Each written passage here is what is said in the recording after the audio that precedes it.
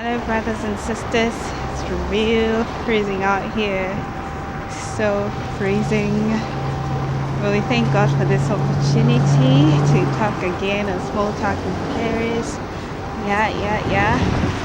So today we're going to be talking about hustle. We always hustling, aren't we? Because we always have to work for our living. We need to eat. We need money. We need money for everything, literally for our food, for clothes. We need money. And there's this thing that God was recently placing on my heart to say is that we all have different hustles. We really do have different kinds of hustles.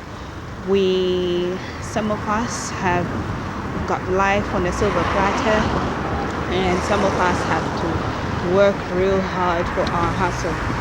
But in all these things, God was just saying that, God is with you.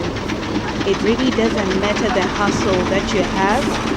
If your hustle is a difficult one or if it is an easy one, God is with you, and He has given you sufficient grace.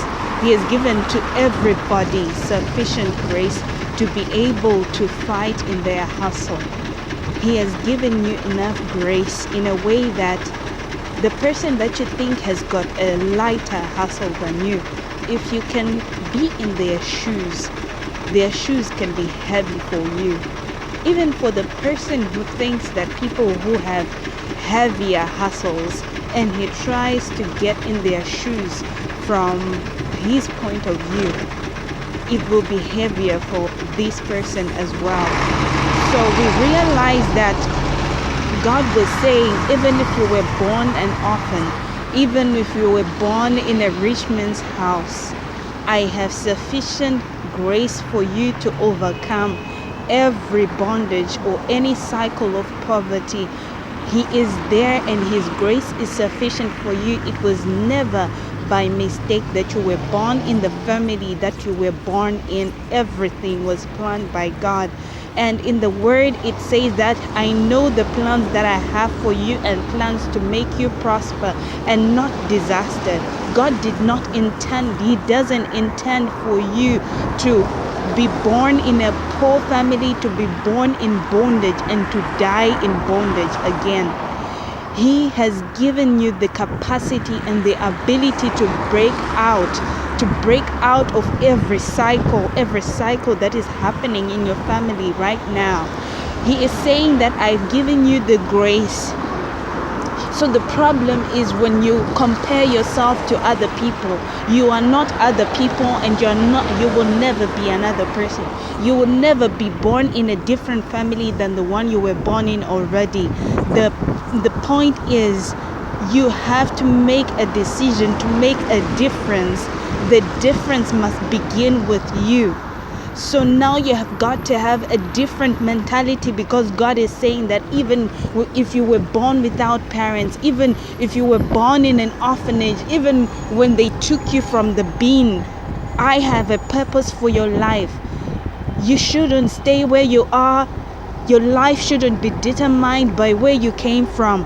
You are the determiner of where you are going. You have to determine your own result.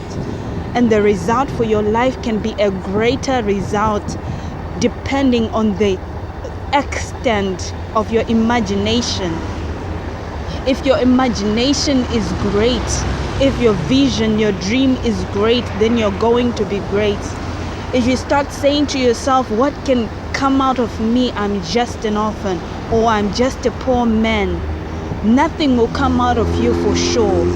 For the world needs people who have vision, people who are visionaries, who are not going to be taken back, who are not going to be pressed down because of the past, who are not going to be taken aback, who are not going to be pressed down because of where they came from or the family they were born in. So we've got to understand that God is saying that His grace is sufficient for all of us. It doesn't matter where you come from.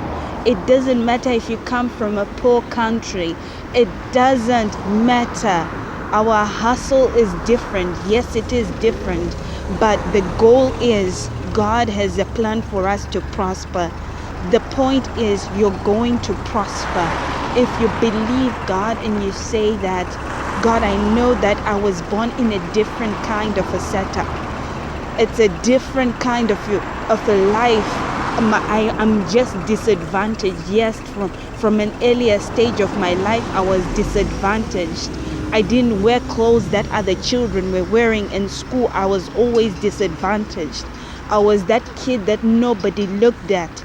But then my today or my past will not determine where I'm going. It is not to define who I'm going to be in the future. With you, God, you have to partner with God. You have to partner with God. So you say that with you, God, I'm going to make a difference. I'm going to be the first in my family. I'm going to be the first in my country. I'm going to be the first in my class. I'm going to be the first on my job.